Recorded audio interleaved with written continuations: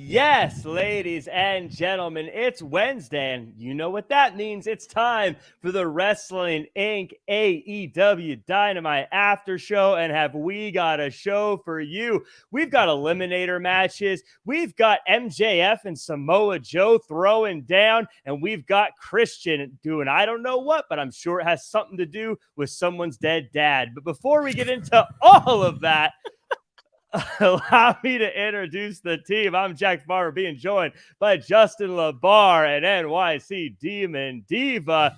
Issa, I got a question for you. You put in the chat raid, but you spelled it RAIDDDD. How would you say that if you were saying it out loud? I don't know. Raid. I was excited. It's a hard D. It's a hard Yeah.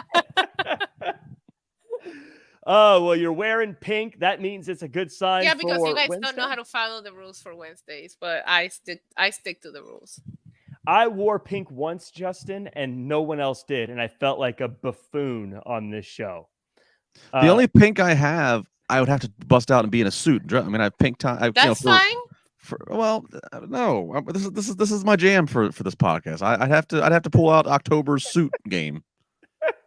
I would love to see everyone in the chat. If you want to see Justin LaBar in a pink suit, let us know in the chat. Please, I want to see. Justin. Well, the Tweet at him suit wouldn't be pink, but either the tie or the shirt. I'm pretty sure I know exactly what look you're talking about. Yeah. Well, we've got a fun episode for you. We're going to get into a whole bunch of stuff, but at first, if you're in the chat or you're watching now, make sure to like, comment, share, subscribe. Do us a favor, copy the link, throw it into social media. Let's get a whole bunch of folks over for a Wednesday night party. But we got some news to get into, and I'm going to be honest with everybody here. None of it's good. No good news. We're going to start with Becky Lynch. Unfortunately, it looks like due to some passport issues, will not be able to make the trip over to India, which is a super bummer. One of their biggest stars in WWE not being able to make it over. Issa, I don't know. There's not a whole lot to say, but it's a bummer, right? It is a bummer because there are fans that, especially the India market, they don't get to see their favorites as often as, some other people will see them. So they probably look forward to this show, and it kind of just... It's a bummer for the fans. I'm always a big fan of seeing them go places they don't go all the time and seeing just the videos of the kids seeing their favorites. But there's nothing they can do about it. You know what I mean? When that stuff kind of happens, it kind of happens. And I'm sure she'll make the trip next time.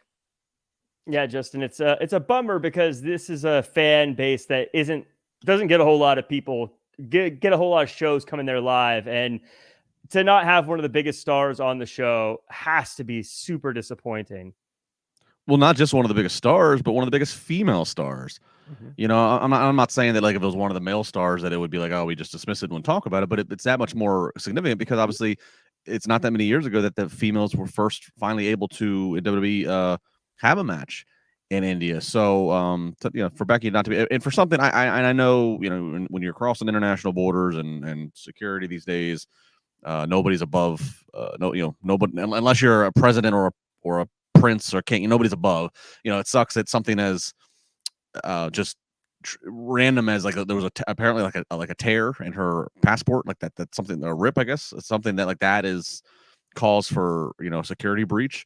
But it is what it is. But yeah, definitely very unfortunate. Like Issa said, that this is a part of the world and a part in a market that does not get to see live WWE very often. So to take away anything that was originally advertised to them is a huge hit. If I was as famous as Becky Lynch, do you know how often I would use the phrase, "Do you know who I am?" in these situations? I feel like you use it but I'd say now. it all the time. I feel like you use it now, Jack. You'd be surprised. I feel like Jack's standing like in a line at 7-Eleven on the corner there in Los Angeles, and he's like, "Do you know who I am? I have a podcast I got to get to." Do you know who I am? No? Well, worth a shot. Can you step aside? You're paying in cash. I'm paying in card. I got to get to my studio here. Right. Yeah. I gotta get back to my blank wall background where I can do my podcasting. So very unfortunate. I'm sure it's going to be a fantastic show either way, though. And it's great that I love that WWE is doing so many shows in so many new locations. Speaking of companies doing shows in new locations, you may have heard AEW had a pretty successful one over across the pond, but they came back stateside. And look, everyone who's watching this, I'm going to gush about this week's episode of Dynamite. So hold your horses for a little bit. I'm going to start with some bad news, and that is Collision ratings. Justin, they weren't good. They were bad. They were the worst they've ever been. 345,000 viewers, new record low. Previous record low was 417,000. I know there's a lot of people who are saying right now this is the CM Punk effect. He's gone. Now no one wants to watch the show. The people saying that, do they have a point, or is it something different? It's part of it, but it's not all just CM Punk. It's, college football started. Also, you had Payback, so you had a premium live event that, millions have access to via their Peacock subscription. So all that. And then, of course, so then this Saturday, again, you don't have Punk. You have some matches in this tournament, which we'll talk about. I'll get to later.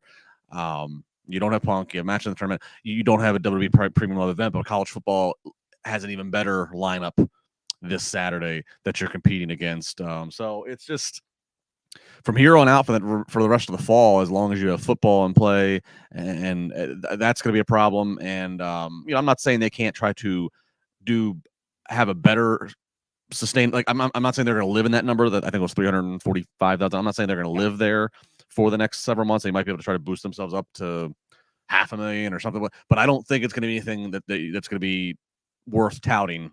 I don't see them having a situation that's going to be like, oh my God, we Collision's all of a sudden getting Dynamite numbers. I don't see that. Yeah, you said there. I think there's certainly a limit to how much they should expect on a Saturday. I was personally, as soon as I heard the news of Punk, I was dreading seeing the numbers here because, as Justin said, there was so much competition for Collision. I feel like even with CM Punk, it would have had some pretty low numbers this time around. 1,000%. I think so as well. I mean, I feel like Collision, based on the numbers that it's done so far, is a very hardcore niche. And I do think that the majority of that niche was watching Payback.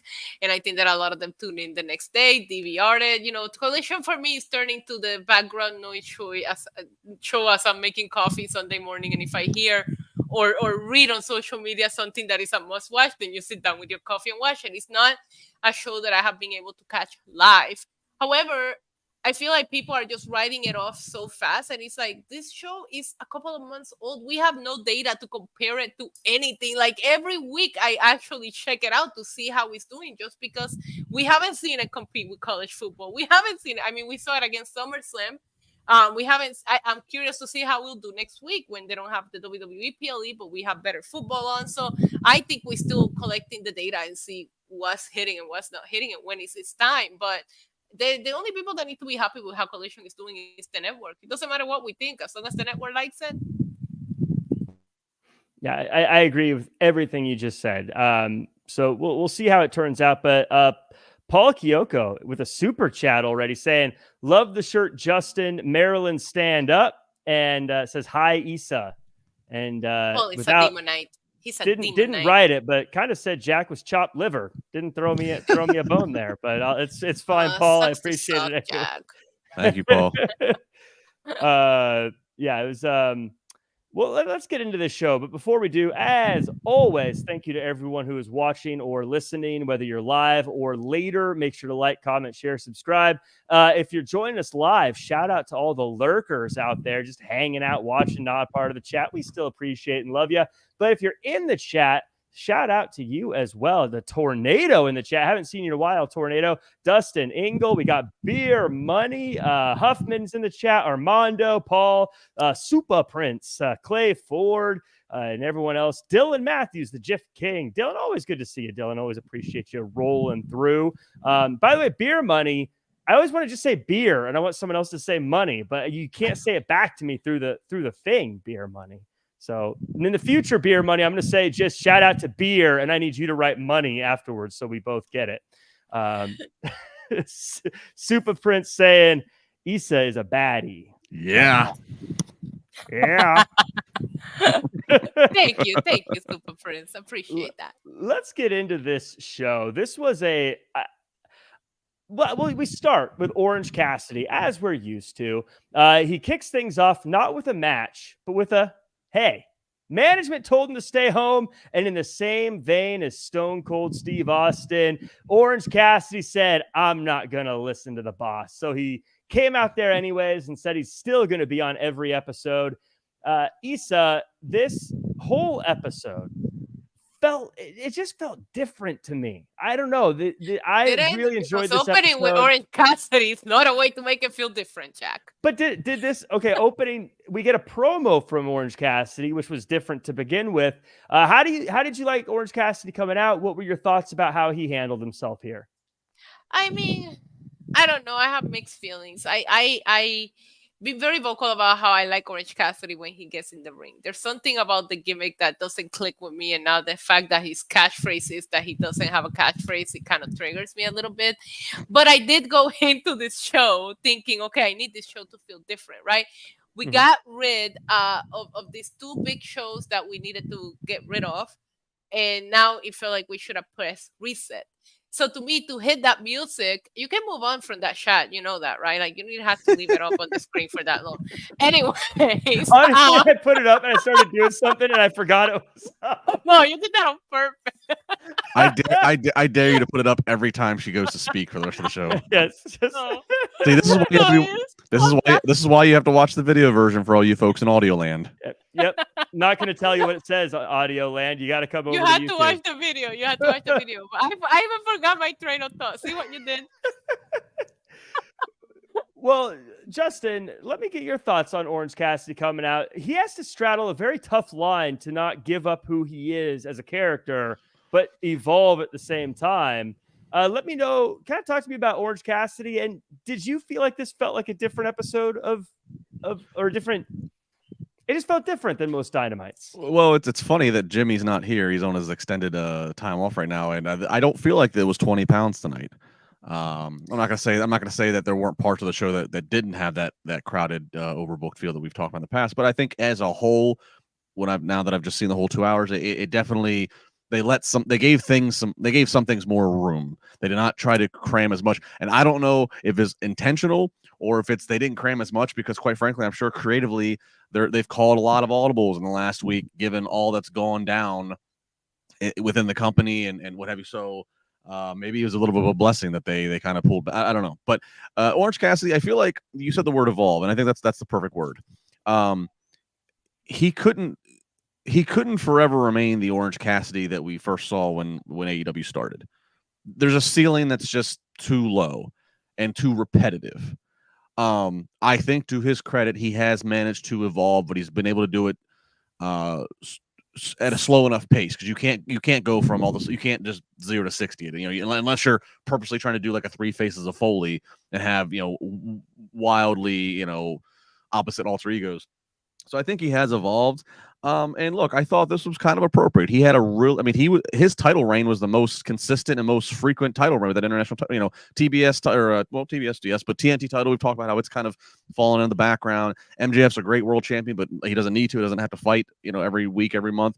So, Orange Cassidy, as we joke about sometimes, every single week to start the show off. So had a pretty good run. That title reign's ended. So I thought it was important to kind of hear from him and what's going to be next. And even him just looking over his shoulder as he sees Moxley coming out, which I know we'll get to.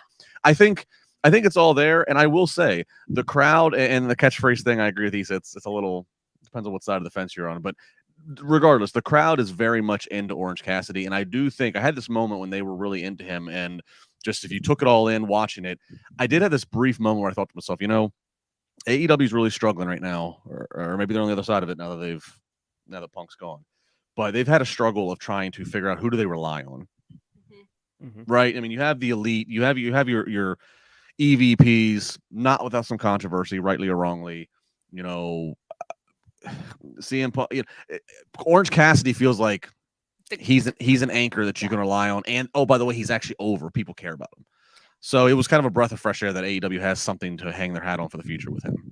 I appreciated the selling of the match from Sunday. Still, like, he came out not looking 100%. And there was if you watch All Out, you saw him come out first thing. If you're like me, my first thought was like WTF, which does make him look a little more badass, because I was like, this guy got basically murdered Sunday night. So props to him for showing up today, because if I was him, I would have probably stayed home after the beating that he took. And, the fact that he just gets back up, people relate to that. There's something about Orange Cassidy that people really like. There's something that people can relate. There's a relativity to him that you don't see in everybody else. I respect that.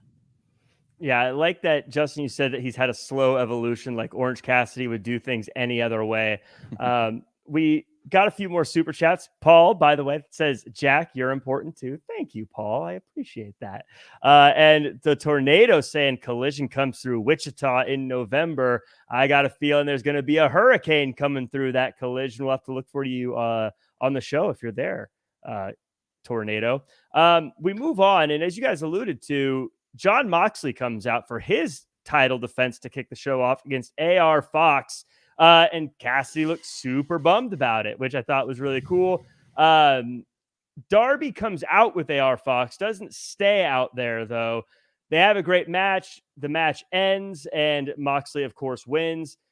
Justin, I want to talk to you about this international championship, because Mox is a top guy. It feels like the way Orange Cassidy presented this title or elevated this title helped it a lot. It feels like, I mean, obviously the world title is always going to be the most prestigious title, but this feels like a championship that a lot of people would want to have right now. Well, I'll say this, given the respect that Orange Cassidy's run gave it, that it was consistently built, and then the person to dethrone him is Jon Moxley, who is, arguably their top, again, most reliable guy. It definitely has made that title, when that title was unveiled, I kind of thought it was supposed to be like tier 3. It was world title. It was for the men, at least, the world title, TNT, and then this. But I think this is kind of leapfrog now as the number 2 title. Me too. And there's a lot of titles on AEW programming because they've decided to just merge all these ROH titles on there as well, which again, whole other topic we'll get to. But Moxley, that's cool. He's international champ. Good for the title belt. This match was too long. This did not need to have a commercial. This did not need to be that long for his first title defense.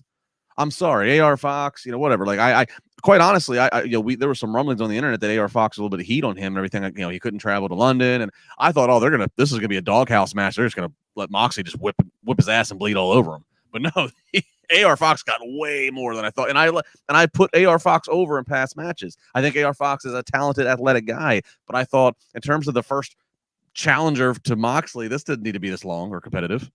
See, Issa, I want to get your thoughts, because I get what Justin's saying, but I kind of disagree. I feel like AR Fox is the perfect guy to have competitive matches that he's not going to win. I know no one went into tonight thinking, is AR Fox going to win the title? But this is a workhorse title at this point. You kind of want to see these matches go the distance a little bit. And I think the AR Fox is a really good person for that role, to have the tough, hard-fought loss. How do you feel about AR Fox in this spot, and did it go too long? Yes, it did go too long. I 1000% agree. I think that I know what you're saying, and I do agree that AR Fox could be in that spot. But when Orange Cassidy beat AR Fox easily in less time, and Moxley practically manhandled Orange Cassidy, and this is all within a few weeks, you can still remember this, then it doesn't make sense for AR Fox to put up this kind of match against Moxley, just based on what we've seen in the last few weeks. I thought it was too long. Was it a fine match? Yeah. I love seeing that Moxley is going to keep doing what Orange Cassidy was doing, which is defending it every week, just because the title went to a bigger name, in the company. I think Moxley is the biggest name this title has gone to, because we have Pac and Orange Cassidy. I think that's it. So the whole point is, when you see Moxley, you think maybe they'll stop doing the weekly thing. No, I do would like to see it continue to be defended every week. So I'm glad to see that Moxley is going to be, like you called it, a workhorse for this title as well. But yeah, I just thought the match was great. It was fine. It could have just been a little bit shorter. Like, Moxley didn't need to struggle with AR Fox like he did. It's almost like it's their, I know ROH has it there, and WCW did, their TV title. It's going to be on TV every single week. Yeah. Not only on every week, but I think the thing is they're going to start the show with it. Like, it wouldn't surprise. I think Mox is going to be the guy starting the show every week now going forward. Justin, just a quick question for you. You think of the word or the term MVP, most valuable player. Is Mox AEW's MVP? As far as what he's been able to do since he came into the company? From the inception of the company, yes, I would say so. Nobody's been more. I mean, the guy's like owed like 4 vacations by now, and he has to keep sticking around because CM Punk keeps, No, I mean, yeah, he is. I mean, and that's considering to the Bucks and Kenny, who had some durability issues, and then. Anybody and everybody. I think Mox has stood above them. Say what you want, because I'm not even the biggest proponent all the time of all the ridiculous blood and deathmatch stuff that he likes to lean into, and he has the creative freedom apparently to do. But at the end of the day, he has been the MVP of being the most reliable, most over. His name recognition when he first got there, coming from off of WWE. Yeah, I don't think anybody else that has a bigger case for the last 5 years of being the MVP of this new company. I was going to say, even if you put the drama aside and AEW now being 4 years old, if you ask me like, oh, tell me your top 3 biggest moments in AEW, Moxley walking down those steps at Double or Nothing, the very first Double or Nothing, is a moment that will probably rank top 3 for me forever. He made the company like, it's arrived, it's here, like he's always elevated this company, and he's put blood with a capital B, sweat and tears into this, damn it. It's a teeter-totter. Mox is on the one end, and then when he goes down, Jericho's on the other side. Right. Mox had a great entrance you referenced there. Let's not forget, even though we did not know what it was going to become, and that it's become now, but the initial press conference announcing all of the Elite Wrestling in Jacksonville, when Jericho came out, that was a big deal. Because in the last 20 years, Jericho had only ever been with WWE. When he jumped from WCW, it was a big deal, and then since then, he might have took some sabbaticals from WWE, but he always came back to WWE. Never went to Impact, never went to anywhere else. So I think it's a teeter-totter of MVP, of Jericho or Moxley. It's funny because if you ask me like reliable top 3 people that you would call in an emergency panic button, right? Like people were saying when it came to everything that went down this week, and I would say Moxley, Jericho, and Bryan, and these are 3 former WWE guys, and I hate to bring it up, but maybe it's because they come from a different. They've been through that WWE system. They know how things are done over there. But those are the 3 names that I would say go, and we'll get into it later. I will add Samoa Joe. Samoa Joe is so reliable. You can put him into any story and he's believable immediately. And these names that I'm telling you don't come from, maybe, I don't know what. I'm just saying they're former WWE. It's not, but and I know what you're trying to say, and I agree with you. So don't take my tone as like I'm firing back at you. But it's not an insult that they're former WWE guys. All it means is WWE, who's been around for 60 plus years and has a mega show called WrestleMania. These are all guys that have been integral parts and or maybe main evented WrestleManias. So that's actually a good thing to say. Look, as AEW, you were able to acquire and pay them and keep them happy. They should be MVPs for you. And then and the things that WWE goes through, then like if you know, like behind the scenes, the media training that they provide them, like they provide them with all of this knowledge that AEW like scoring these guys is worth probably every penny that they're paying them and more for them to implement that backstage to the people that's never been through it. That plus all of them, everybody we're mentioning here that's former WWE, all have been, I'm sure, subject to miserable, crazy chaos, last minute rewrites to Raw and SmackDown, and Vince changes his mind. You know what I mean? So like they've been through all that. It doesn't sound like there's the kind of rewrites like that in AEW. So like these guys, there's nothing you can throw at these guys that they can't handle. Correct. Well, and that's because everyone always talks about like so many people came from WWE. WWE was the only place for 20 years. I mean, it's just such a weird because of the fan base and how people treat it. It's so weird to just give a compliment and mention that they're former WWE without somebody getting offended because they're like, oh, of course you have to bring that up, but you do have to bring that up. You know what I mean? But it's like there's a video clip that I retweeted about MJF talking about like it's only the fan base that goes back and forth like this. And like the wrestlers, we're rooting for each other. We all love each other. We're having fun. Like they don't even understand why the fans are this way. There's nothing wrong with being former WWE. Like I just don't understand why they treat it like you can't mention it. They all want each other to succeed because at the end of the day, at some point, one of them might be on the other company, and so they want. Or they make more money. Asking prices go up when companies are doing better. Like exactly. It is. Exactly. It's asking prices. It's negotiation. That's why in the NFL, every quarterback is happy to see another quarterback in the league get a big contract because that means okay, when my time comes up, I got to get paid too. We got something that happened real quick backstage is Christian approached Nick Wayne and Biff Tannen and the guy that holds the TNT title, Christian, he comes back and he oh my god, he kind of acts like maybe he could be a mentor for Nick Wayne. Now, I probably should have saved this chunk for when we talked about the Nick Wayne match, but whatever, we're already into it. Issa, I feel like Christian and Nick Wayne are going to be perfect foils for each other. This is going to be incredibly entertaining seeing Christian talk about Nick Wayne's dad and Nick Wayne being the kid trying to make it. Why are you downplaying what Christian Cage did backstage? Why are you downplaying it? You're just like, you didn't even mention it. What if people that are watching us or listening to us didn't watch the show? He apologized to little Nikki. He said, I owe you an apology. I watched some clips and your dad is worse than I even thought. Like, oh my God. I love Christian Cage so much. And my favorite thing is that his TNT title hasn't even won a singles match, by the way. I was looking at the ratings today. Yeah, it is his title, Jack. It's Luchasaurus one. No. The TNT champion is Christian Cage in my eyes.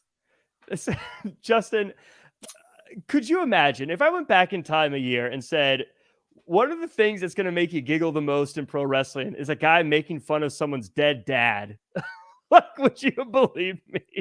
It's another one of those times where you don't want your wife or any friends to walk in the room. Only in wrestling. Yeah. Look, I mean, it was the Biff Tannen line of, say hi to your mom for me that really got me as he walked off. But I have to say, for all that, I think it really made Nick Wayne look like he got punked out. If somebody's talking about your deceased father, it's one thing when you're separated, when you're in the ring and they're on the top of the stage or whatever, and you got 100 feet between you. But when a guy's standing 3 feet in front of your face saying this, I mean, yeah, I know it's 2-on-1, but I feel like if you want to make me get a little fire and love behind Nick Wayne, I want to see him just start swinging. I don't, even if he doesn't care, it's 2-on-1. He's gonna start swinging. Younger boy, when he started swinging, maybe Nick Wayne is smart. I don't know. And the real TNT champion should be Where's Wardlow? I mean, but that's the thing, John. I think that Nick Wayne is eventually going to uncork on Christian, and everyone's going to go absolutely nuts when he finally does. You're probably right. That was my only thing. Like I was like, I wish we could somehow find a way to set it up, lay it out, block it out that like Nick Wayne wanted to get to him. I don't know, but I just felt like, oh, dude, you're getting punked out. Like your deceased fathers are getting punked out in your face, and you're just. But yeah, I don't know what it is. Like it's so funny. Like I'm supposed to boo this guy, but every time he comes on, I'm like, someone's dead relative is in for it now. My God, he walked into that scrum on Sunday and said, "How's everybody's dad doing?" And I'm like, I love him. I'm sorry. Oh my goodness, it's the best. I need a shirt that says "Hide your dads."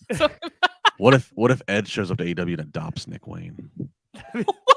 Then Edge is in trouble because we got a super chat here. Terry Allen Jr. Sorry, I took a while to get to it, but it says Amazon Music has WWE Uncaged songs, Jack, from Jim. So yeah, I love my not WWE themes, just wrestling themes, especially when I go to work out. I don't know about you guys, but I'm like lifting to down since day one. Yeah, it's my favorite. Same. Anyway. I already have my playlist down for the treadmill for tomorrow. It's the same way. There, yeah, and then you get Don Callis' theme. Like, Issa, what are you making faces for? Why are you acting like that's weird? We don't like Jey Uso no more. Oh Jesus! Well, I don't like his new name. I removed that from my. You know what song will never leave my workout playlist? Jinder Mahal's entrance music. That's a fun. That is it's such a banger. We got Chris Statlander versus Emi Sakura for the TBS Open Challenge. Great seeing the title on the line, I thought. Great seeing Chris Statlander. Great seeing Emi Sakura.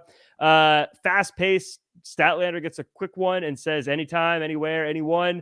Issa, few things about this. One, title's back on TV. Chris Statlander's looking strong, and it was not at that typical time. For me, it's 6:30 where I'm at, but I think it's 9:30 for everyone else. Yeah, it's 9:30 for me. It's typically easier to keep track of when the women are on a different spot than when they're at the 9:30 spot.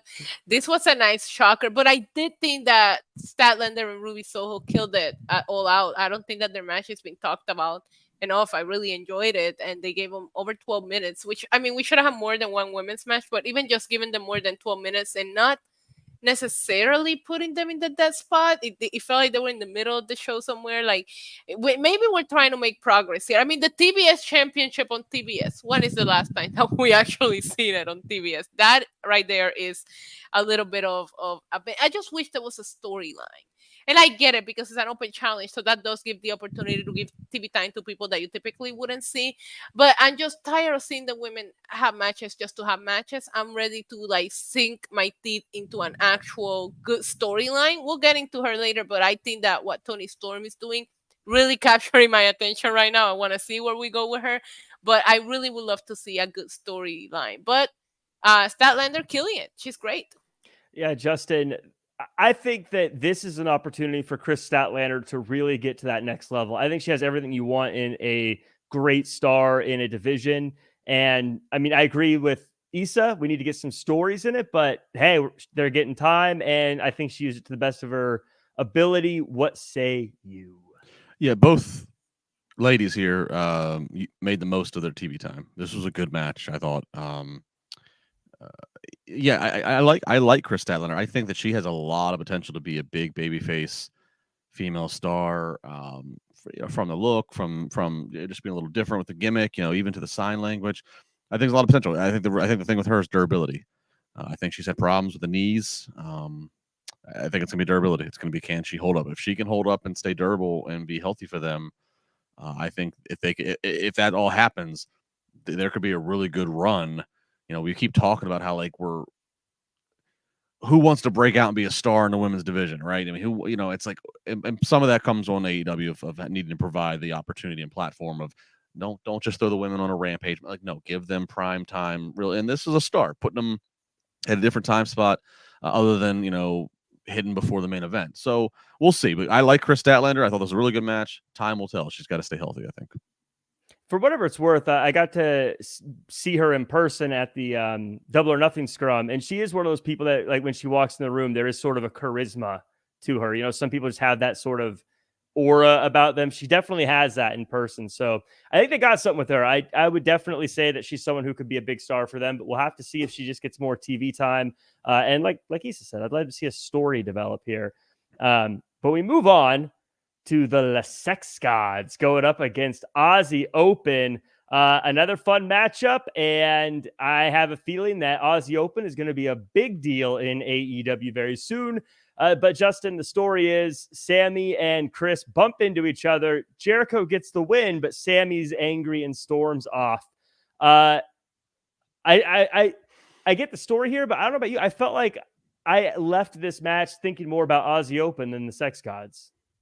I didn't. It was an okay. Better than okay. It was a really good match. Crowd was really into it. The Sex Gods very over. Here's my thing. I was cool with the match, cool with the win, and then, but I know the whole thing was like some miscommunications between Sammy and Chris. I'm like, I kind of felt like, haven't we kind of been down this road before? Like, I feel like Chris and Sammy have been at odds before, and I don't know. I'm kind of like, just, you're either friends or you're not. I'm kind of over this. I think Sammy's an incredible talent. Jericho's obviously, again, as I said, he's one of the ones I consider an MVP. So I don't know. We'll see where this goes. But I kind of feel like I'm kind of done with this. I'm kind of done with the strife of whether or not they're getting along or not. Just pick a lane and go to it. And sign of the night. And I know for other parents of young kids, it is saying Bluey and Bingo are better than Aussie Open. My sign of the night was the one that said, "Where's the meat?" Issa, speaking of meat, what was your? I don't know. I don't know. Speaking of meat, where are we going? The Sex God. Medium rare. Speaking of meats, the Sex God, like, this is all going wrong, Jack. Please. Do we? Because something about, again, I enjoy this, but something about what Justin said is very true for me too. Is I feel like I've known where this Sammy Guevara Jericho thing is going for a long time now, and I still see where it's going. It feels a little bit like, can't we just get to the last page of the story here at this point? Apparently not, but I thought this was a good match, and just I think Aussie Open is very talented. This was solid in ring. I didn't really care. Like, you're using Aussie Open to advance storylines for two single stars that you're pairing up as a tag team.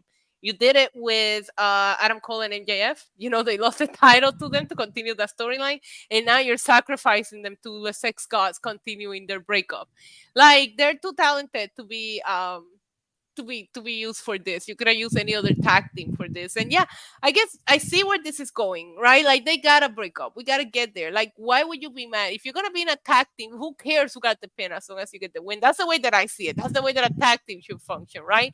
So maybe their egos are not gonna allow them to be in a tag team. We'll see where it goes, but this was just there for me.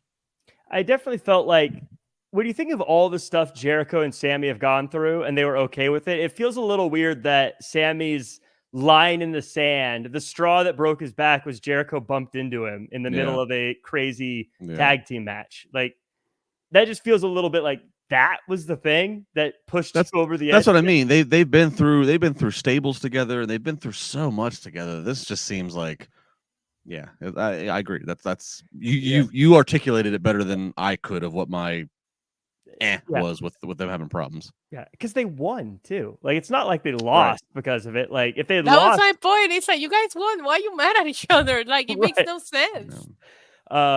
It's kind of like a big, Aussie Open, who just lost their titles to MJF and Adam Cole. It's kind of like, this is a missed booking opportunity to let them get a very big win on Chris Jericho and Sammy Guevara by having the miscommunication. That's what I'm saying. You're sacrificing Aussie Open to all these other storylines that are going to end up with two single stars pairing up. Like, it's weird when you have a legit tag team, and the tag team division is kind of cooling off right now. You need someone for FTR. I got a feeling that Aussie Open is going to struggle until Ospreay signs a deal, and then suddenly they're going to be the hottest thing in the tag team division. Buy your Aussie Open stock now is what Jack says, because get it while it's low. It's going to go up soon. That's the farmer's market for you. Speaking of farmer's market, someone whose stock you should have bought already because it's already through the roof, Ricky Starks, man. Jimmy isn't here to say it, so I'm going to talk about a guy that got over without going over in his match this weekend. Cuts a promo saying that no one will make him tap, and he's coming for your dinner, Issa. Okay. I don't know. I mean, if he wants to go out for dinner, whatever. No, listen, I love their match. I thought this was my favorite match in All Out. The more that I think about All Out, the more that I think about this match, and you're absolutely right. He walked away like looking like a star. I love that they showed that he didn't tap. Even as he's passing out, he's selling a story in his face. I mean, but we've been talking about the stock on Ricky Starks and how high we are on him, and I feel like there's a big opportunity now in Collision. We'll see what they do with him, but I'm a big fan of Ricky Starks. I hope they move on to something big for him from here.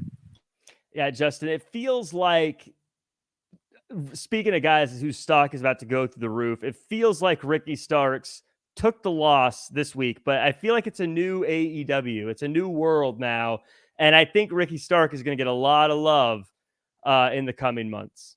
I mean, I hope so. I mean, they kind of teased him in the past, kind of looked like they were kind of, considering him for main event spots, and he worked MJF and all. I mean, they just need to follow through. And there's been so many guys and girls that they looks like they're like setting up to be a big deal, and you can see why. And then there's too many, and they get sidetracked. And then, I think back to earlier, I loved when they were doing the Book of Hobbs vignettes and backstory on him. They do things, and then they just don't. And maybe adding Collision is supposed to be more time, more real estate but after what we talked about earlier in the news portion, I get worried that it's just going to become Rampage 2.0. I don't know. We'll see. But yeah, Ricky Starks, great match over the weekend. Got over without going over. I liked the sound bites tonight in the video package. I liked him saying, "Don't think that you're going to give me a slice of bread and tell me that you fed me. I want the full course meal." I mean, it was great sound bites. So yeah, I'm here for him. I'm here for Ricky Starks. Let's see. I feel like this episode just gave so much more time for things to breathe. I feel very confident if they keep this formula going, but we get a quick promo with Don Callis and Takeshita. Reminds us that Takeshita has beaten Kenny Omega twice, and next week they announce their new target. Justin, I love that they're reminding us that he got big wins, but the question is, who's next for Takeshita? I don't know. I don't know yet if I buy into Don Callis. Don Callis gets great heat. I don't know if I yet buy into Takeshita as this heel assassin. Yeah, I think I'm kind of there with you. I feel like he can go in the ring, Issa, but yeah, I feel like maybe it's because he went from 0 to 100 really fast as far as like where he was on the card. But like, I know he can do it in the ring. I'm kind of adjusted. I'm still waiting for me to believe that he's that guy. Yeah, he's a charisma vacuum. Sorry, not sorry. He's not it. Do you think that Callis makes up for that though? I like Callis by himself. You think you he can should have, have Callis do what he's doing with anybody, and people are still gonna boo. He's still gonna get heat. This isn't doing anything for Takeshita. But I'm mad. I'm being biased right now. I think we gotta start giving Kenny Omega some wins. So like I just don't know how you make Kenny Omega feel like another guy in your roster. Like, it makes no sense to me. Like, none of the way that he's been booked makes sense to me. But I don't know everything. Like you always say, I just know what I see. I don't know if Kenny's not 100%. I don't know what's going on. There's been so many things being said about him, and like even Don Callis took advantage of that, cutting that promo where he showed the X-rays and all that. So I don't know, but I would like to see Kenny be a star in singles division. And yeah. Takeshita. I mean, look, he had some good matches when he was a face. Him as a heel, it's like nobody's like. Does anybody really buy into it that he's a dastardly heel? No. Yeah. I think I agree with you guys. I think he was better off as a face, but I think he can get there. Like I said, he was losing matches left and right, and then he joined Callis, and suddenly he's beating Kenny Omega. It's just it felt like a sudden change. It didn't feel natural how he got there. I'm just reading the tea leaves here, but I have a feeling Kenny Omega is going to be cutting it up very soon in the months going forward. Just a feeling we're going to get Kenny Omega singles again coming soon. But we got another guy who's going singles again, and this was probably the moment of the entire show. This had my jaw on the floor. MJF comes out, talks about he lived in Indiana back when he was on the Indies, and he's wrestling again. Too. I lived in Indiana for 8 years. You're South Bend, Hoosier, Indiana, baby. Fighting Irish, touchdown Jesus, all that stuff. Well, you and MJF were practically roommates, and he's coming back at Grand Slam, but Samoa Joe comes out, Justin. And I wrote down a bunch of notes on this, but I'm just going to say, Justin, tell us about this promo, because I felt like this was a barn burner. Well, the promo was really good. I mean, it was long, but they were back and forth. They were cutting up on each other. They had the crowd very much invested. And look, Samoa Joe is one of those. He is so respected and loved by the crowd, but it showed the ability of MJF to get the crowd to quickly start to crap on Joe because they want to side with MJF. It was good stuff. It was very entertaining. Obviously, them referencing what's a famous clip on the internet of MJF being a security guard for WWE and Joe shoving him. It was all fun. It was the highlight of the show, highlight of the night. But I'd be remiss if I didn't point out the most obvious to me negative result of all this.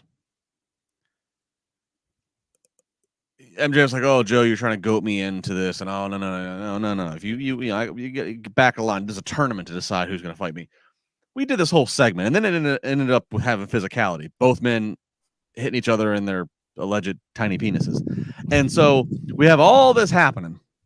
And when it's all done, I'm Where's like, the meat? "Does it wasn't meat? It was more, What was it, Justin? medallions or hashtag where's the meat?" It was on a skewer. It was kebabs. It wasn't the big hunks of meat, big cuts of meat. I watch all of this and I go, okay, now all of us, we only care about MJF and Samoa Joe. Why the frig are we going to have a tournament? Do I believe that anybody else on this tournament is going to win? And do I care that anybody else in this tournament wins? No, I want to see Joe and MJF. And I don't understand, because it's a short turnaround to the Grand Slam show in Queens and Arthur Ashe in a couple weeks. So it's a short turnaround.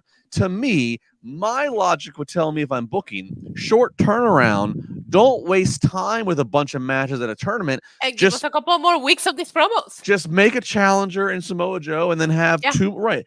Why are we going to force, we have quarterfinal matches this week on Rampage, semifinal matches next week on Collision? Nobody cares. It doesn't matter. Joe's winning the whole damn thing.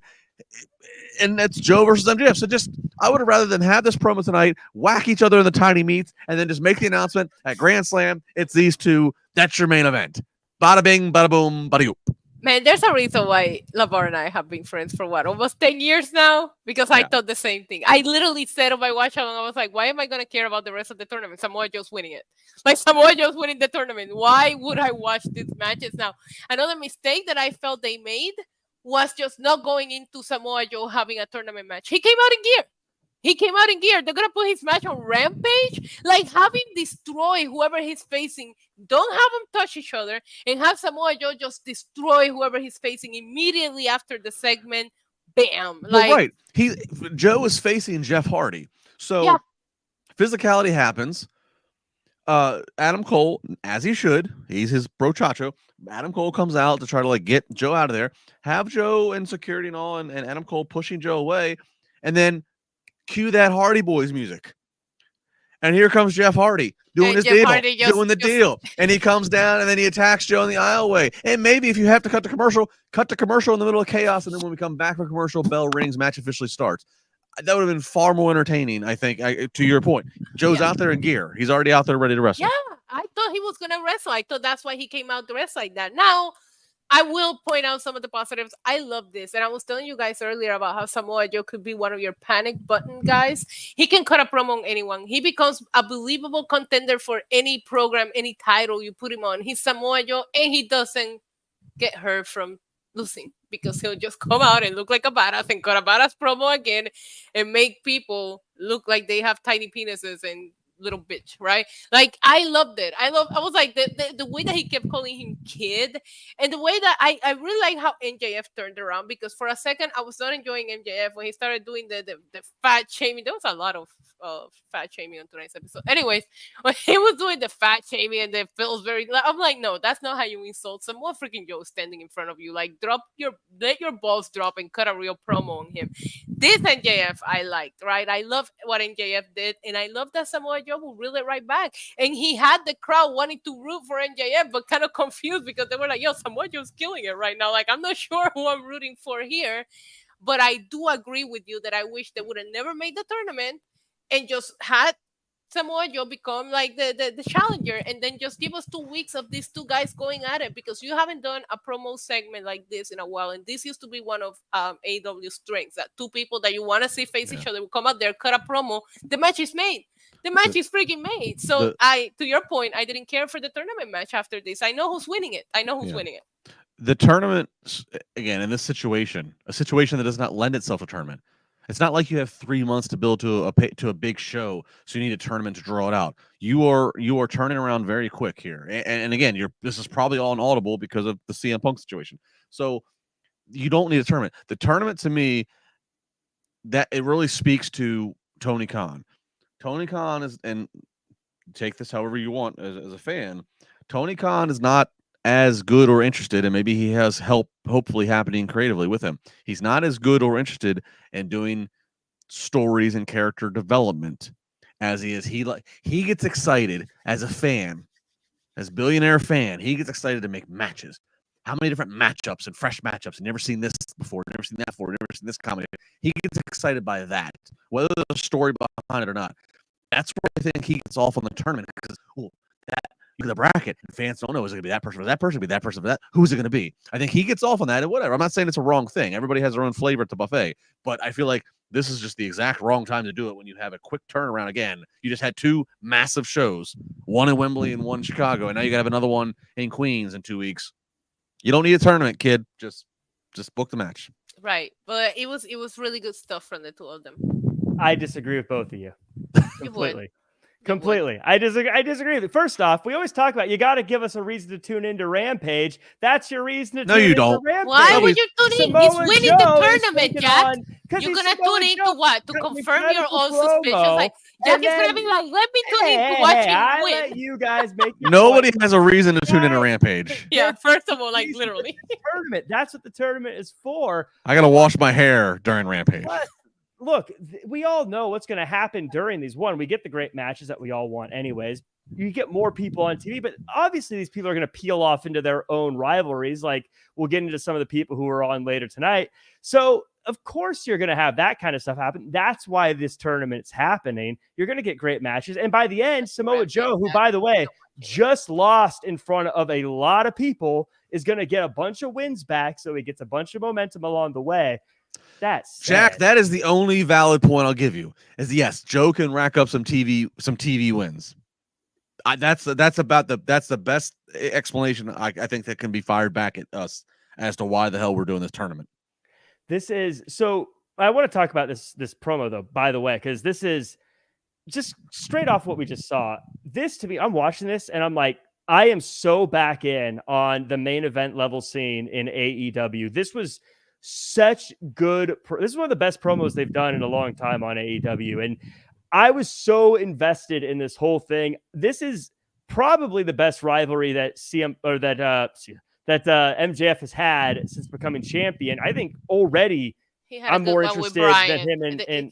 If you separate him from Adam Cole, everything is great again. I'm just saying, I know a lot of people are really high on the whole better than you, baby, but singles MJF is it. I think he came across looking like a great face today too. Yeah. Not as a guy who's trying to act like a face. And Joe, first guy to stand over a downed MJF and call him a bitch. Like, what a game changer in that dynamic. But I got to ask you a big question here. And Justin, I'm going to throw it to you, Justin, because this is a big one.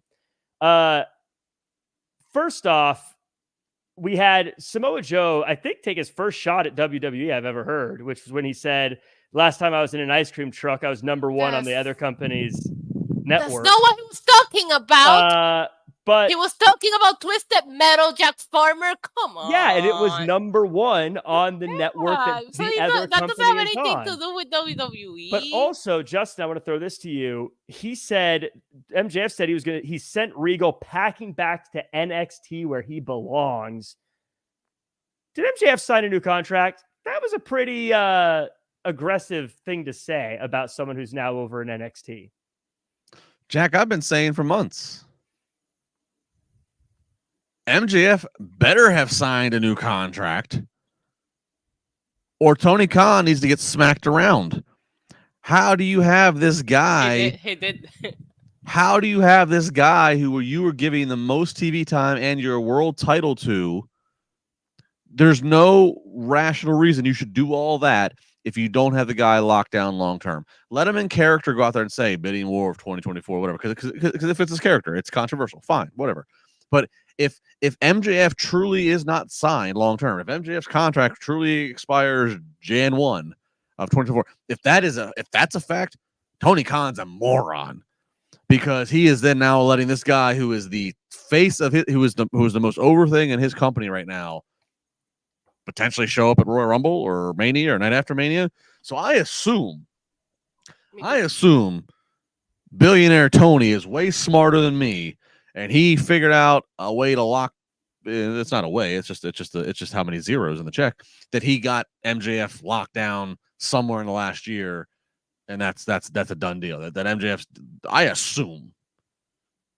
If that's not the case, if MJF shows up this January or this spring on WWE, I all of a sudden my expiration date for AEW's lifespan shortens, because that then tells me that Tony is just getting worked to the fullest by everybody. Yeah, losing MJF at this point, that's gonna sting. I've been talking about that conspiracy on my YouTube channel for months, LaBar. I've been saying he's resigned. He's just using that for the promos. Like I have a feeling that ever since he came back after that time off, he's been resigned, and he's just gonna continue to say that for the gimmick and the character. So we got Roderick Strong versus Trent, and this is a match that I think for all of us folks that like good old fashioned wrestling matches was really fun. But Issa, I have become such a fan of this neck brace wearing Roderick Strong. Neck strong. I love that. Is his theme song just him going, Adam? Adam! I pop so much every time he does that. This is the weirdest character, but I'm in love with it. What do you think about Roderick Strong? I like the character work that he's doing, the brace. Like the fact that he wrestled such a great, he looked fine in the match, nothing happened, and then he automatically puts the brace right back on. I like huge pop. Like it's the little things, right? Did I care about Trevor and Roderick Strong? No, not after the segment that we got. But Roderick Strong will do these little things that not only pop you, but you're paying attention. Like I'm like, did he just wrestle that great match, wins, and then puts the break back on? Like something's wrong with him. Nothing's wrong with him. But yeah, he's winning me over. He's slowly winning me over. I think the finals are gonna be him and Samoa Joe, which are MJF's and Adam Cole's enemies right now. So I like that they might use the tournament to what we were saying earlier, Justin, to also elevate the stories that they have on the side. Justin, I agree with everything Issa said, and Roderick Strong just gets it. I think like even his little like coming up later tonight cutout, how like with all respect to Roderick Strong, he just looks like kind of pathetic in his picture. Like, yeah, look, Roderick Strong and MJF even called him it once, but Roderick Strong, let's just call it what it is. He kind of blended in the past of being like generic white guy who was part of Adam Cole's posse, right? Whether in NXT or whether here, it was just kind of like he didn't exude the charisma and the must-see that Adam Cole does. But this bit that he's been doing all of a sudden gives him definition. All of a sudden makes me want to see more of him. This is good stuff. Adam!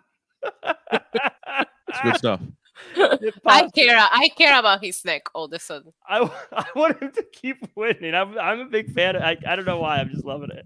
But Issa, I want you to talk about one of your current favorite wrestlers now, Toni Storm, clutching her pearls. Toni Storm. This is one of those character changes that seemed out of nowhere, but I'm loving it. I'm loving it too. And I love I'm like over here, like she got me for a second when she's like, because what Renee was asking her about last week, and she's like, oh, so many performances, I can't recall this one. And I'm like, girl, you haven't been doing anything. Like, what are you talking about? I love it. And I feel like for me, and this might be a first in a long time, tonight's Dynamite, the in-ring, it was fine. But if you ask me what to go back to watch, it's all going to be promos and segment and character development. And that's what makes the show more interesting, is when you start caring about these people. So I got to give her props. I don't know where we're going with it, but I'm fully invested in. All the respect to Renee as well, because she is playing into this. And every time I see the two of them interact now, I'm like, oh my God, somebody's going to eat a shoe to the face or something. I just really enjoying. I don't know where it's going. I don't know what we're doing, but I'm here for it. And shout out to her for just trying something new.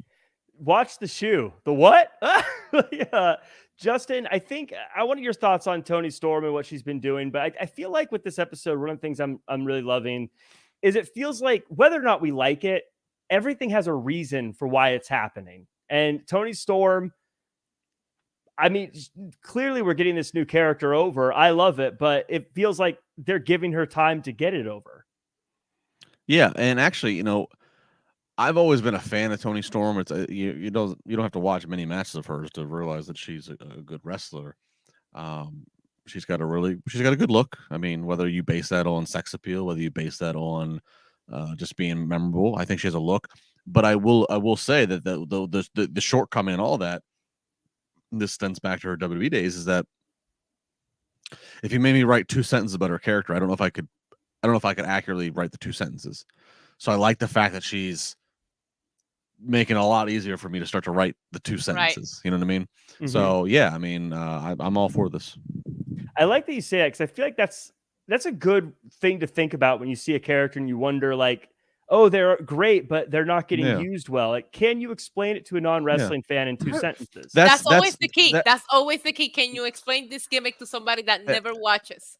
And it's not groundbreaking, but that's an exercise that, we have our IWC wrestling training school here just down the road from where I'm sitting right now here in Pittsburgh.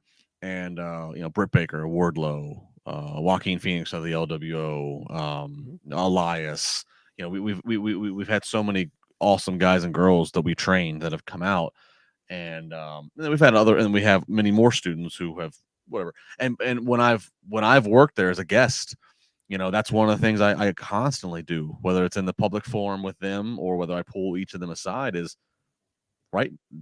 Make me understand in 2 sentences who you are. Or I've done the thing where I've given them a box of different inanimate objects, but like, give me the promo on that. Tell me, like, just to see how fast they can think on the fly, but do it in the voice of their character. I mean, but that's the thing. God. Write it in 2 sentences. If you can't define, I mean, and it's easy. We could say Brock Lesnar. We could write 3 paragraphs. But if you can't just write 2 sentences to describe Brock Lesnar, there's a problem. But obviously you can.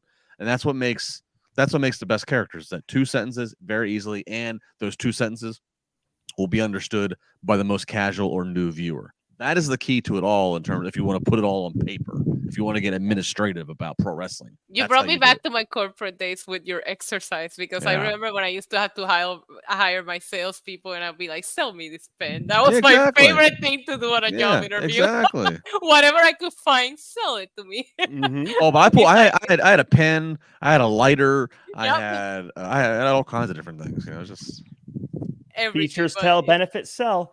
I do want to pull out this little comment, though. It's on Super Chat, but Antonio saying Gunther over in WWE proves that you don't need gimmicks to be a big draw. I disagree.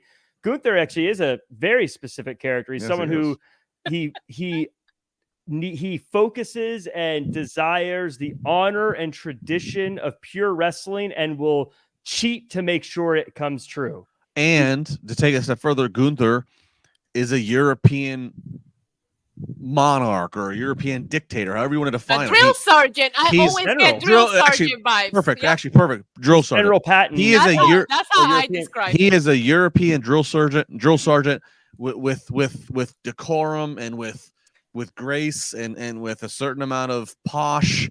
Let Kaiser and Da Vinci get their hands dirty, type of thing. That's and if you go back and watch, he was part of the media junket for SummerSlam. Watch every single interview. That man never broke character. I got a nice little smirk from him, and I was so proud of myself just to get that smirk, because I asked him if he helped wedding plan. I was like, what question can I ask, just to crack him a little bit, because that he stood there, hand behind his back, holding the title. Everybody interviewing, go back and watch every interview. Didn't break character once. Yep. So we get to Hangman Adam Page comes out and talks about how he donated to Chicago schools when Prince Nana comes dancing down the entrance ramp. And then Swerve follows through and says, after spending 2 weeks in a coffin, he started thinking about some stuff. I popped for that. I loved it. So basically says that Hangman doesn't seem like he really wants to be that guy anymore. And if Swerve had those opportunities, he would have been the first Black AEW champion. Page eventually ponies up, but then gets taken out by Brian Cage. Justin, Adam Page and Swerve are 2 of my all-time AEW favorites, so I hope they find a way to just be friends. But this was another promo that I felt like set up another rivalry that's fresh, that's new, and I think that could really be fireworks for AEW. Yeah, I'm a fan of this. It is fresh. It's new. It's somebody in Hangman Page who, again, he's part of the foundation that started there. Swerve, somebody who's looking to break through. I got a lot of love for Swerve. I was actually reminiscing. I had to go back on, I think it's the Cage match results. I think it's the website. I was like, I'm pretty sure this is right, but I can't quite remember. It was a decade ago last month. I was managing RJ City, and we worked a match against a Shane Strickland, better known now as Swerve Strickland. And I remember seeing things in that guy 10 years ago then in that match in West Virginia that I thought, man, this guy really, if he pulls that plus his interests in music and entertainment, I'm happy to see it. I haven't loved Swerve's booking in some of the past months. Yeah, they tried some things. They put him with the Parker Boudreaux guy and the other whatever. They tried different things. It's been really inconsistent. But this feels like, man, this is a promo that you can get behind. This is a feud that you can get behind. Him versus Hangman Page. The in-ring work will be very good. I have to. Maybe I'm just me. Maybe I'm just hung up on the CM Punk story. I thought it was interesting. Hangman Page, like, oh, he's gonna live tonight. He's going to get a microphone. And at one point, commentary even said, "You don't want to miss this." And he comes out and talks about how he's helping Chicago. I was waiting for like this big. I was really waiting for a troll job to go even further. But I don't know. Maybe I'm just being petty. Tom Petty, but I thought that's what this whole point was tonight, was for Adam Page, without getting Tony Khan in any legal trouble, to pew pew pew pew pew at CM Punk. Issa, I want to know your thoughts on this whole thing. I want to know your thoughts on the promo. I want to know your thoughts on where you think this is going, and I want your thoughts on my fear being both these guys need wins right now. Yeah, that I do agree with you on that. I do think that both of these guys need a win. But I will tell you one thing. Like, I love... Did he really? I'm sorry. Is that true? Did I miss that? He did. He mentioned it. Thank you, Wayne. That's awesome. Wait, again, if you're on the audio, you got to tune into the video. He booked his own flight. So I was somebody that had an issue with Hangman Page being okay by just winning a pre-show match. I get that it was for charity, and I get that you got to do something cool, but I hated it. I hated seeing Adam Page in the group with people that you don't even know who they are. So I thought that the promo that he was going to cut was about not being okay with that and wanting to get back into the swing of things and who he was, and he didn't. So I am so glad that the person that came out and called him out and said, "You act like you don't even want that spot anymore," when some of us are just dying for it. It was Swerve, because that he is it. I loved it. I do agree. I don't think that either one of these guys can take a loss right now. So it's a fun. I think it's gonna be a fun back and forth with the promos and all that. I am waiting for somebody to pull Hangman back to what he was prior to all the drama, because somebody has to say it, since the first instant of the drama, he just hasn't felt like I was there when he won the world championship from Kenny Omega. The pop, the crowd, they told that story for 2 years. It was one of the best stories told in AEW history, and to see him in the pre-show, somebody has to get that fire out of him, and I think that Swerve could do that. Although there's some irony and comedy, and Swerve using the pre-show thing as a cut down to Page. Meanwhile, it's like, well, we just put on MJF and Adam Cole in the pre-show too, so let's not go ahead and taint the pre-show too much here. Dude, but they went on to main event. Yeah. But much like Kenny Omega, reading the tea leaves, I got a feeling that Hangman Adam Page is gonna do pretty good going forward for the next few months. You have a feeling. You have that feeling for everyone. You want people to become friends in a wrestling show. Like, I just want these guys to be best friends. Can't they just be pals? Go watch a sitcom TV show if you want to watch people become friends. Please, that's not what watch wrestling for. Go watch a buddy cop. Can't they, like, at the end just both realize that they both have some faults and that they can both be better people? I watch. Everyone learns a lesson along the way. For people to fight each other and watch their kids cry in the front row at the end of the show. That's what we watch wrestling for. Jack Farmer, there will be blood. Well, if John Moxley's in the match. Yeah. There will be blood and the meat will be slapping. Majestic Maria. Unless it's Samoa Joe and MJF, there'll be no meat there. I want the friendship hour. Can't everyone just be pals? Still jokes. No. But in all seriousness, though, I absolutely love this. And yeah, it was great. But two guys that you can't, like, replicate, I think, as far as who they are. And so I think whenever you have wrestlers that you can't replicate, you got to use them as much as you can. And I think these are two guys that there's stuff about them that you can't find. You can find big, you can find strong, but these guys have personalities that just resonate in a way you can't duplicate. And so you should take advantage of that. Everyone says they want to see fights. So I guess it's going to be a show where people fight. That leads us to our main event. Darby Allin takes on Nick Wayne in a eliminator tournament match. We get the match, and it's kind of a story of Darby Allin trying to get the best out of Nick Wayne. Roderick Strong's watching, Christian's watching. Eventually, Darby Allin just can't bring himself to hit the coffin drop. So instead, just stomps the back of Nick Wayne's head into oblivion. Justin, of course, Darby Allin gets the win. Don't think anyone is shocked by that result. Thoughts on how Nick Wayne is handling himself so far, and what's next for these two?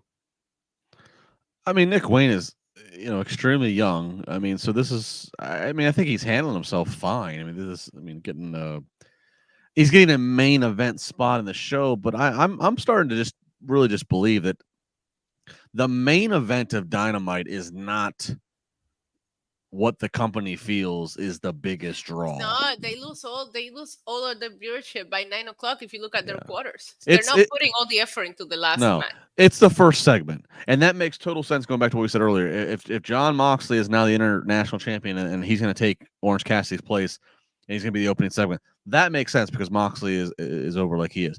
The main event of Dynamite. Again, maybe on Tony's barometer and criteria of matchmaking, or it's a tournament match or whatever, but it does not feel like it's the must-see segment. There was a lack of meat. There was a lack of meat in this main event.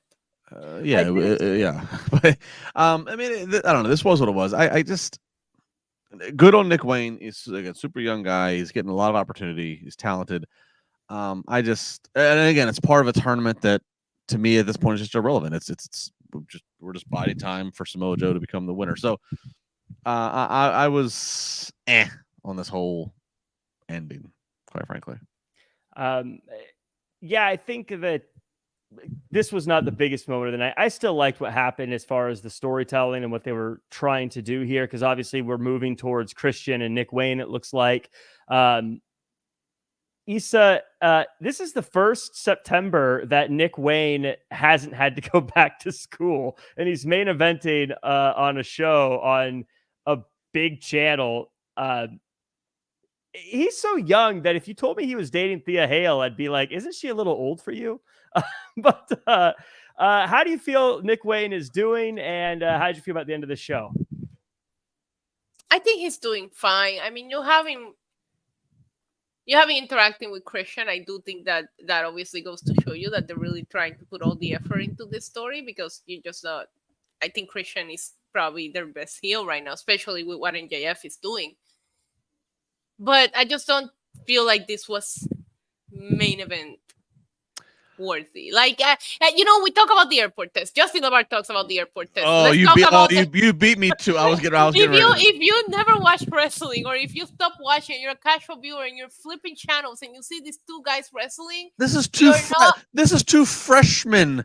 200 pounds at 17-year-old. You probably ask if it's legal. Is it legal to have these guys out there? And then the one thing that you do to keep people from changing the channel, you bring out Christian Cage, you go to commercial as he comes out. I'm changing the channel. Like, the numbers have proven, because I've been paying attention to the numbers per quarter, that they do lose a lot of their viewership after 9 p.m. And it feels like they just accepted that. And now they're stacking the first hour and giving up on the second hour instead of just trying to change that trend. I don't think this guy's past the I'm going to stay tuned for the main event test. I think he's great. And I think it's good for him that he's getting these opportunities, but I wouldn't put him in my main event. Is all I'm saying. Airport test. This is two 15-year-olds beating the crap out of each other, but you're waiting for them to fight to ask for the autograph to somebody else. You know what I mean? But yeah, that is what it is. I mean, from the shallow standpoint, which I'm sorry, television can be shallow. That's what it is. Yeah. Television can be shallow? Oh, that's Hollywood is surface level, is what you're saying. I will say, I think that this one, it felt like, especially this episode, it felt like it would have been nice if they had a little button on the end, something to give us. I think that Darby killed himself with that suicide dive. That was brutal. He did a spot to the outside when he just lay there and went to commercial. I thought it looked bad. I felt like there was going to be a story beat or something at the end. You know, it felt like, I don't know, like, I don't know. The story Sting is going to adopt them both. Well, both Darby and Nick. Well, I hope not. I love Sting. I'd hate for him to have to deal with Christian, because they were also rushed. I mean, again, the show overall was not the 20 and 10 that Jimmy would normally say. I thought the show let things breathe other times. Yeah. But timing wise, and I know they kept saying on commentary, we're going to let this match go until however long. But it's like, no, you're not. You're trying to get out. Yeah. And they were rushing to get out. So yeah, it felt like there should have been. I was waiting for something to happen. But at the end of the day, Darby Allin wins. We move forward. Paul with the super chat saying main event was like Maryland without crab cakes. Ick. Yeah, you don't go without crab cakes. I make phenomenal crab cakes, by the way.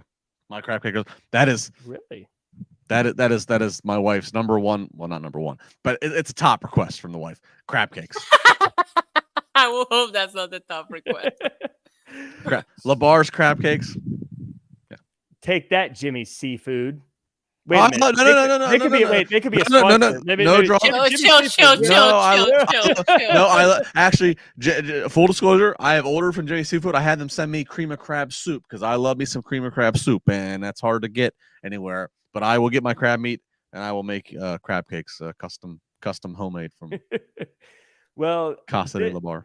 This does it for this week's episode of AEW Dynamite. Everyone in the chat, let me know what you guys thought of this week's show. Give us out of 10 as we go. Issa, what were your final thoughts on this week's episode, and where can the world find you online? I enjoyed this week's episode, but for me, like I said earlier, in ring, the matches were just fine. I was really invested in the promo work, in the character development, and the new stories that are forming. Swerve and Hangman Page and Samoa Joe and MJF mainly. I thought it was an enjoyable episode. Usually it's the other way. Usually we get a lot of really good in-ring and not enough character development. So I'm glad there was a good balance tonight. People can find me NYC Demon Diva here on YouTube. I do watch-alongs for everything. We just survived 6 days of streaming in a row thanks to the crazy schedule of wrestling. You guys can also find me at NYC Demon Diva on all social medias and Lucha Libre Online. You can find me here. You can find me over on Know Your News. I'm trying to take over the world. Trying to? Sounds like you already did.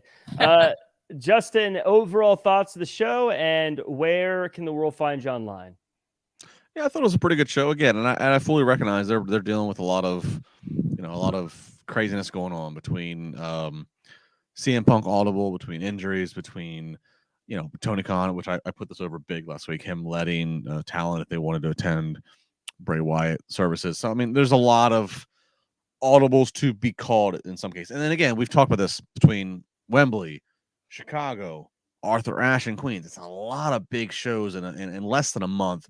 I think this tonight was a pretty good show. I questioned the tournament format, but at the same time, Jack, you made a great point about maybe it's a way to get Joe some wins before he goes into it and this and that. So I thought there's a lot of positive to take from tonight. There's certainly always critique, but that comes the nature of it.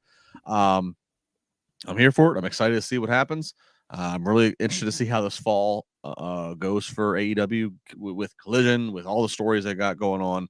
So I'm here for it. Of course, we're here every Wednesday to talk about it. At Justin LaBar across the socials. I'll be back Friday morning, channel 156 on Sirius XM Radio, busted open with myself, Dave LaGreca, and Thunder Rosa as we do our weekly Friday spar with LaBar. Don't miss it. Geez, interviewing big names and doing spar with LaBar, taking over the world yourself. There's not enough worlds for the both of you.